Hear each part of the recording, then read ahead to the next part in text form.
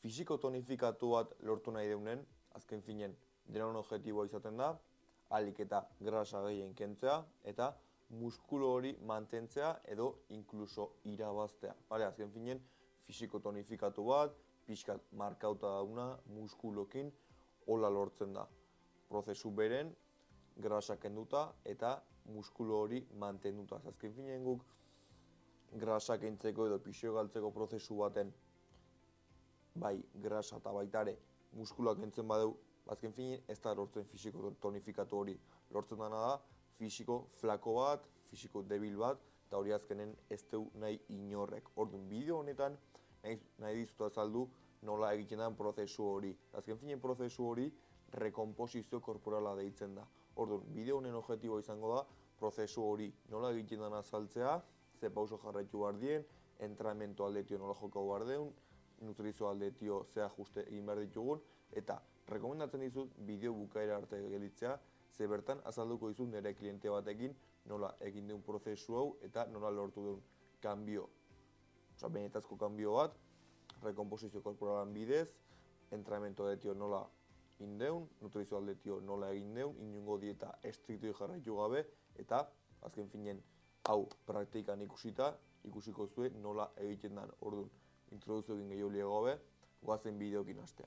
Rekomposizio korporal bat, bere izenak esaten duen bezala, da gure komposizion, hau da gure fisikon, porcentaje aldaketa bat, hau da grasa eta muskulon arten, porcentaje aldaketa bat, nun muskulo porcentajea handitzen deun, eta grasa porcentaje hori jeisten deun, prozesu igualen, entrenamendu eta nutrizio estrategi batekin. Orduan, gure gorputzen pasatzen dena da hemen, pixu korporala ez dela apenas aldatzen, hau da, ez dela pixue galtzeko edo grasa kentzeko prozesu bat bezala, nun gure objektiboa dan bereziki grasa kentzea eta pixue kentzea, ez. Kasu honetan, posible da pixue berdin mantentzea, baina komposizio aldetio bastante hobeto egotea. Azken finezuk imaginau, prozesu honetan grasa, 2 kilo grasa kentzen dituzula, baina aldi beren 2 kilo muskulo irabazten dituzula, zure baskula ez litzeke aldauko, hau da, zure pixu korporala ez litzeke aldauko, baina, obviamente, komposizio aldetio bastante hobeto egongo zineke. Azkenen zu bali maukezu 2 kilo grasa gutxigo, baina, eta aldi beren 2 kilo grasa gehiago, obviamente, asko ze tonifikautago ikusiko zea, osasun aldetio baita asko ze hobeto egongo zea, eta, en general, zu komposizio aldetio, zure gorputze, bastante hobeto egongo da. Bale, azkenen, baita ulertu barra daukeu, aldaketa hau ez dela sinmas gertatzen. Azken aldaketa hau da, bai entrenamendu eta plan nutrizional baten konsekuentzie. Horrez gain baita, rekomposizio korporal bat izan daike alrebes, hau da, zuk habito txarrak hartzen hasten bali mazea, entrenatzen duzten badiozu, eta alimentazio aldetio hasten bali mazea ez horren beste zaintzen, gertatu daikena da, zuk muskulu hori galtzea eta grasa irabaztea. Zure pixu korporala igual ez litzake kanbiauko, pixu igual mantenituko zinen, baina zuk muskulua galdu balin badezu eta grasa irabazi balin badezu, osasun aldetio okerrago gongo zea, estetikamente baita okerrago ikusiko zea, eta en general, prozesu horretan enpeora egingo zenuke. Baina, bideo honetan, enaiz zentrauko prozesu txar horretan. Al contrario, zentrauko gea, rekomposizio korporal on bat nola egiten da, ze pentsatzet, hau ikusten nahi balin batzea, zure objektiboa dela, komposizio aldetio hobeto gotea, igual prozesu horretan zarela eta ez dakizula osondo nola egiten dan, ze pausoaren segi barra, orduan bideo honetan, zentrauko gea, rekomposizio korporal hori, estetikamente hobeto ikuste hori nola egiten dan. Horrez gain, baita, azpimarra nahi dut, rekomposizio korporal hau ez dela pertsona guztintzat egokina. Azken finen nik, rekomposizio korporal hau 3 pertsona tipoi rekomendatzen diet. Lehenik eta behin, grasa ez horren beste duen pertsonai. Hau da, zu balin batzea pertsona bat, pixkat grasa daukena, baina ez horren beste, baina aldi beren ez daukena muskulo asko, gordi flako deitzen den hori, kasu horretan bai rekomendatzen dizut, rekomposizio korporal hau. Azken finen, esaten bezala, ez daukuzu ez da horren beste pixu jetxibarrik eta seguramente defizit kaloriko ez oso agresibo bat eginda eta entrenamiento de fuerza, gimnasioko entrenamiento hori sartuta, rekomposizio korporal hori emango litzeke. Bigarren kasue izango litzeke hasi berrintzat. Hau da, kirola egiten ez duen pertsona horientzat eta bastante desadaptauta garen pertsona horientzat. Azken finen, zu gimnasion ez baldin baduzu inongo esperientzik eta ala minima hastentzeanen, intentsidadekin entrenatzen, pesak altxatzen, astero progresatzen, indarra irabazten, zure konposizion aldaketa hau emango da, inongo volumen edo inongo perdia de grasa prozesuik ingabe. Azkenean zure gorputze, ez dauke inongo adaptazioik, ez dauke inongo ohitura gimnasion, orduan ala minima hastentzea ala pixka intentsidadea sartzen, muskulatura irabaziko zu eta aldi beren grasa hori galduko duzu. Eta hirugarren situazioa izango litzeke lesio batengatio edo beste faktore batengatio, denbora asko gatzenen entrenau gabe. Hemen pasatzen dena da, lehen azaldu dizuten bezala, zuk azkenen eduki baldin baduzu temporada bat entrenau dezuna, muskulatura pixkat irabazi dezuna, baino lesio batengatio igual utzi barra izan dezuna eta behize ez dezuna entrenau, gerta daikena da entrenamentu falta horrengatik zuk muskulatura galtzea eta grasa irabaztea. Orduan behize bueltatzen zeanen entrenatzea, intensidadekin itea ariketak, behize entrenamiento de fuerza hori egitea, berriz kanbio hori emango da, Gertako dana da, zure gorputzek azkenen behize muskulatura hori hartuko dola eta grasa jetxiko dezula. Orduan, nik rekomposizio korporal hau 3 pertsona tipo hauei gomendatzen diet. Adibidez, zure kasue balin bada oso gizena zarela eta 5 kilo jetxi barren o 3 kilo jetxi barren 12 kilo hauzkezula jeisteko edo inkluso gehiago, nik enuke denbora galduko rekomposizio korporal baten. Ni directamente jungo nintzen a un proceso de pérdida de grasa, a un proceso de pérdida de peso, defizit kaloriko azentuatuko bat, azkenen hau gero azalduko dizuet, baina rekomposizio korporal baten ez da objektibo nagusie pixue galtzea bakarrik, Zuk azkenen balin bazare 15 kilo gora, zure objektiboa principalmente pixu hori kentzea da. Ja ez bakarrik estetika aldetio baizik eta osasun aldetio seguramente perjudikau itzen dizulako. Orduan, zu bastante gizena balin bazare zure gorputze ikusten badezu bastante grasakin, lehenengo zentrau unikamente, obviamente baita gimnasioa sartuta, baino zentrau bereziki pixu hori galtzen, eta gero hasiko da estetikamente gehiago behitzen, baino lehenik eta behin, bastante gizena bali mazare, pixu hori kendu, eta gero esaten bezala, hasiko gara estetikamente importantzi gehiago edo gutxigo ematen. Ondoren, baita oso flako bali mazare, rekomposizio korporal batek ez du zertako balio, azkenen zure objektiboa, kasu honetan, seguramente da muskula irabaztea. Ordu zu hasten balin bazea grasa porcentaje baju batetio, ez dago inongo sentidu ikastea rekomposizio korporal baten, ez zure kasun inbarko litzeke solamente superabit kaloriko bate egin alimentazion bidez, hau da, zure pixue mantentzeko baino kalori gehiago jan eta gimnasioko lan batekin lagundu muskulu hori sortzeko. Baina objektiboa izan behar du muskula sortzea eta pixue irabaztea, ez rekomposizio korporal bat egitea, ze ez dau grasa eta muskulon tarten ez dau inongo aldaketa egiteko kasu horretan. Prozesu honetan, importantzi gehiena entrenamentu emango diogu.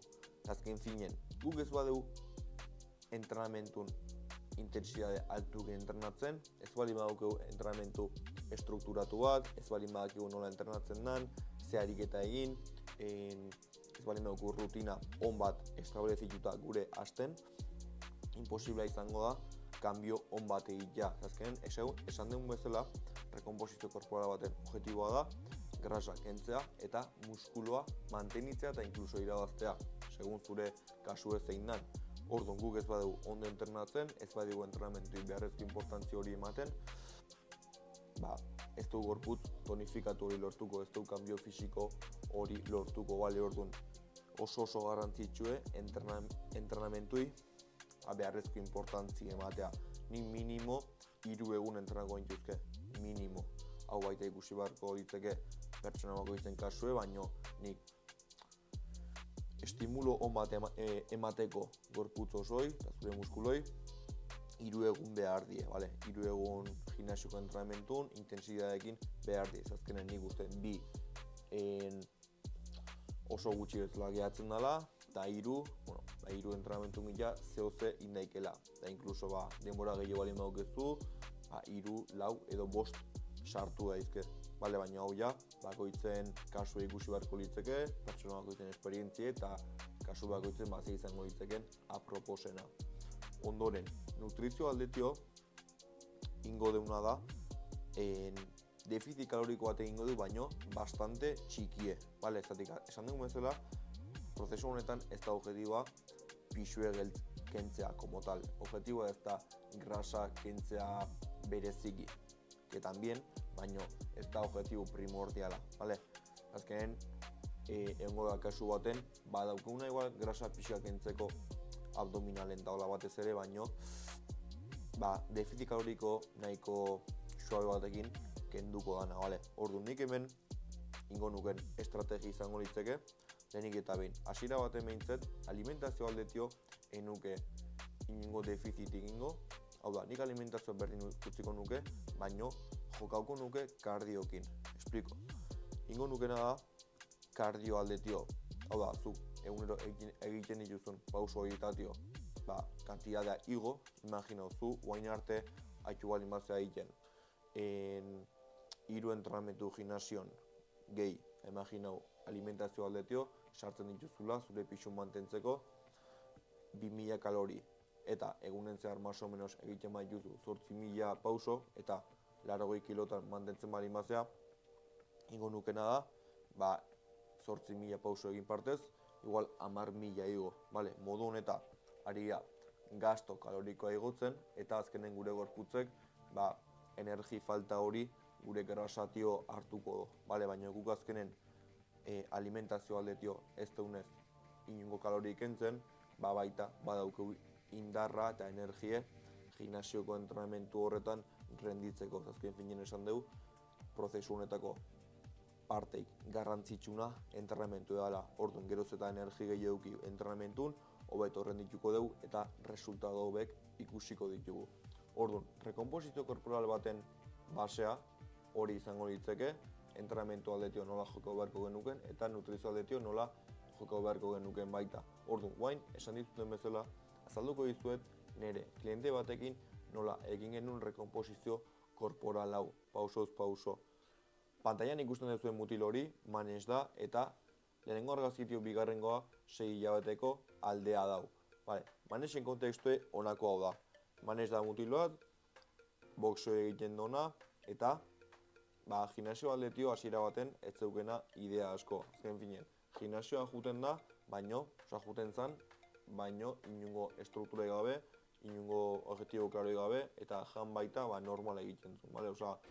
Mitiko, gurasok emandakoa, eta fuera, inungo estrategik edo inungo objetibo klaroik jarraitu gabe. Gaina esaten bezala, beak boxeo egiten du, orduan honek baita, hau azkenen beste komponente bada, ekuazion sartzen dana, eta entrenamentu aldetio eta nutrizio aldetio kontutan euki behar deuna.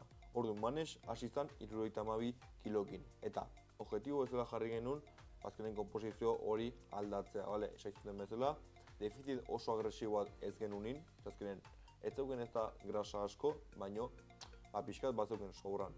Grasilla hori, abdominaletan, eta hori pixkat nahi zon jetxi, eta, obviamente, aldi beren, posible balin bada, muskuloa irabazi. Obviamente, baita, gauza kontuan euki behar dugu, guk egiten den rekomposizio korporal bat, muskulok irabazteko opziok ez berdinek izango superabil kaloriko baten egonda baino. Azkenen guk rekomposizio korporal bat egiten dunen, defizit kaloriko baten gare eta muskuloa irabazteko gure gorputzek kasi beti superabil kaloriko baten egon behar du. Obviamente, prinzipiante balin baga eta ez balin badukeu esperientzia asko, gertau daike muskulo pixka irabaztea. Baina etapa batetik aurrea, zuk muskuloa irabaztea defizit kaloriko baten egonda, oso zaie da, inkluso superabil kaloriko baten egonda, zure gorputzei behar duna baino janari gehiago eman da, ja bastante kostatzen do. Orduan, obviamente, hoi kontutan dago barra, hau da, ez espero izatea, muskulatura aldetio ganantzi igualak, rekomposizio korporal bat, superabit kaloriko batekin konparauta, vale? Hoi, pequeño paréntesis. Orduan, egin genuna da, defizit kaloriko nahiko suabe bat, pixka grasilla hori jeisten juteko, eta aldi beren sartu genuna da, lehen esaten bezala, 3 egun, gimnasioko 3 egun, bale? Azkenen behar baita boxo egiten donez, ez dauke sentidu asko, baina 4 edo 5 egun sartzea gimnasioko azkenen bestela, gastu gehiago izango litzeke, bere gorputentzat bastanteko matxakea, orduan, 2 fazeta horietan mejora ahal izateko, 3 egun gimnasioko nahiko izango die, azkenen gimnasioa, beste 2-3 egunetan jutentzan hasten zehar. Orduan, kardioatletio baita ez nion ezer pautau. Azkenen, zuk boxeo egiten badezu, hor ja nahiko kardio sartzen duzu. Ez dauk inungo sentidurik ez da, behai egunen zehar pautatzea. Imaginau, 10.000 edo 12.000 pauso egitea, zeia kardio horrekin gasto kaloriko hori konkretez betetzen do. Orduan, entrenamentu atletio baita, boxeo egiten zonez, entrenamentu pixka, jungo zan biderauta, boxeoko fazeta hori baita hobetzea. Ez litzek izango entrenamentu bat, kulturismo edo hipertrofia dirigituta kompletamente, ariketa batzuk obviamente igualak izango die, baino baita komponente batzuk egiko ditu, igual potentzia irabaztea, bere boxeoko pegada hori mejoratzea, eta hori dena, orduan azkenen baita kontekstu hori analizatu beharko litzeke, eta azkenen ez luke sentidu eukiko, manexen rutina iguala, bakarrik estetikamente hobeto ikusten don pertsona batek. Baita ez ditu azalduko rutina guztie eta dieta guztie, ze bestela bideok 20 ordu irauten ditu, eta azkenen nahiagoet ulertzea, azkenen basek zein dien, eta en general prozesue nola izango litzeken. Bere dieta dagokionez, 3 orduko plan bat egin genuen, ze bere kontekstu hori izan ondona etortzen zitzaiona, eta alimentazio aldetio azkenen beha gurasokin bizi da, eta ez deu bizie asko komplikau. Azken finen, alimentu normalak, lo tipiko, gure etxetan jaten dana, arrautzak, potajea, legumbrek, arroza, berdura, aragie, holako gauza, azken finen ulertu beharra daukeu ez daukeula inungo dieta raro egin barrik, ez daukela ez dakiz alimentu sartu barrik gure objektibo betetzeko. Hemen klabea da, zuk alimentu osasuntxu horien kantidade jakitea zein dien, eta zure objektibota adekuatzea. Azken finen nik uste klabea hori dela, jakitea zuk zenbat kalori behar dituzun, jasea perdia grasa hori egiteko edo muskula irabazteko, eta zuk egunero jaten dezun horrekin, hori dena ajustatzen jakitea zenbat proteina behar dezun, eta hori dakizunen jakitea proteina ze alimentu dien, aragie, arrautza eta olako gauzak, eta gero baita hidrato atletiko zenbat behar dezun, zenbat grasa, eta hori dena, jakitea makronutriente bakoitzek, alimentu bakoitzek zen makronutriente dauzken, eta horren arabera, pixka zure estiloa egitea, zure plan alimentario hori, ahalik eta sosteniblena egitea. Eta pixka bideokin bukatzeko, berriz hemen uzten dizuet manexen kanbioa, bere argazkik, eta azkenen, obviamente, deno bilatzen dugu fisikamente hobeto egotea, eta azken finen igual pauso emateko, iniziatiba hori edo txispa hori, kanbio fisiko ematen digu. Estetikamente, izpilo horren hobeto ikustek.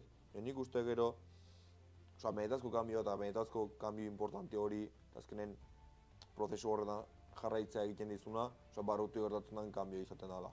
Hau da, zuk ikusten dezunen, zure bizin rutina jarri ezula, zure burukin hobeto sentitzen zela, zure burukin azkenen kumplitzen nahi zela, entrenamentu hori egiten nahi zela, dietakin errespetatzen nahi zela, eta azkenen, lan baten bitartez kanbioak ikusten nahi zanen, hau da, zuk egindako lan baten bitartez rekompensa hori ikusten nahi zanen, horrek zure burun ematen dizun konfiantza ez dau beste zerrekin konparatzeik. Azkenen nik uste baita gaur egun jende asko nahi ditula lortu gauza asko, baino bitarten lanagarri gabe. Azkenen, kanbio fisiko bat ez dau da gauz bat ez dauna dirukin erosteik, osea, kambio fisikoa lortzeko modu bakarra, azkenen da, lana egitea eta demora eskaintzea. Osea, jakitea zer daguzun inbarra, zer entrenamentu, zer daguzun janbarra, nola daguzun deskansa barra, eta rutina simple bat denboratzean jarraitzea. Punto. Baita nik uste jende asko nahi izuela saldu rutina magikoa, ariketa magikoa, dieta espezial bat, pixo galtzeko 10 egunetan, eta kontu ez da hori. Gauza bastante simple die, entrenamentu azkenen ez da horren beste ze ariketa egiten dituzun edo zer rutina segitzen duzun, baizik eta kapaza izan martzea rutina hori zure bizia adaptatzeko eta rutina horrekin, rutina horri denbora eskaintzeko. Bale, azkenen zuk rutina hori, entrenamentu hori eta plan nutrizional hori denboran zehar mantentzen badezu, imposible da resultadoak ez lortzea. Zuk gauza ondo egiten badituzu, plan bat balin baduzu da hori, egunero egitzen batzea, hori ejekutatzea, eski imposible da ez lortzea nahi ez un kambio fisiko hori. Bale, zuk azkenen plan horretan konfiatzen badezu eta egunero egiten badezu, hor daukezu. Bale, baina bakarrik, denbora dago eskaini beharra, eta jazta. Bai, denbora eta lana, eta punto. Orduan, bideo honekin baita hori nahi nizuen trasladau, azkenen kambio fisiko batek ze implikatzen duen, ez dela bakarrik fisikamente kanbiatzen zela, baizik eta zure barrun kambio bat egon beharra dauke, jasea, baita kambio fisiko horrekin hasteko, azkenen zuk mentalmente ez bali mazak kanbiatzen, oso zaila da kambio estetiko hori aurrea ematea. Zu ez bali mazare dispuesto gauzak aldatzea, ez bali mazare dispuesto habito batzuk atzea duztea eta habito on batzuk zure bizin sartzea, ez zu pretenditu zure estetikamente ezer kanbiatzea, bale? Zenik defenditzen duten gauz bada, zure akziok, azken egunero egiten dezun horrek, zure fisikon reflejoa daukela. Zuk habito txarra batzu balin baduzkezu, zure akziok egunen zehar txarra balin badie, zure fisikoa horren reflejo bat izangoa. Kasu batzuan ez, baina kasu gehienetan bai. Zuk ez batzu entrenatzen, ez batzea etxetio moitzen, egun guztia balin batzare mierda jaten, baina posible da fisiko on bat eukitzea. En cambio, hasten balin batzea entrenatzen, plan on bat jarraitzen, alimentazio aldetio zaintzen, moitzen, ondo deskansatzen, da zure fisikok neurria handi baten erantzun ingo do. Bale, asike, nik uste hau dena bakoitzen esku daula eta azkenen bakoitzen lana dela, behar nahi duen fisiko hori lortzea eta horretako lan egitea. Bale, asike, espero bideoa gustatu izatea, baita espero herramientak ematea, zuen kambio fisiko hori aurrea emateko, baita ikusi duzue, manexen kasue, nolako izan da, azkenen manex baita pertsona normala da, zuetako beste edozein izan daiken bezala, bere kontestu daukena, bere bizie, eta azkenen baita lortu hola, kambio fisiko hori egitea, lan on batekin, bere bizia adekuatzen dana. Bale, orduan, holako bideo gehiago hartzen nahi balin badituzue, holako gauzak esplikatzen, holako kambio nola indaizken, ze estruktura jarraitu behar dan eta holako gauzak, eman like bideoi, komentario bat baita indaikezue, eta jarraien egoituten bideo ez galtzeko, beti bezala, kanalea suskribitu daikezue, zenei baita, bastante lagunduko jazue honekin aurrea jarraitzeko. Orduan beste gabe, eskerrik asko eta hurrengo bideo arte.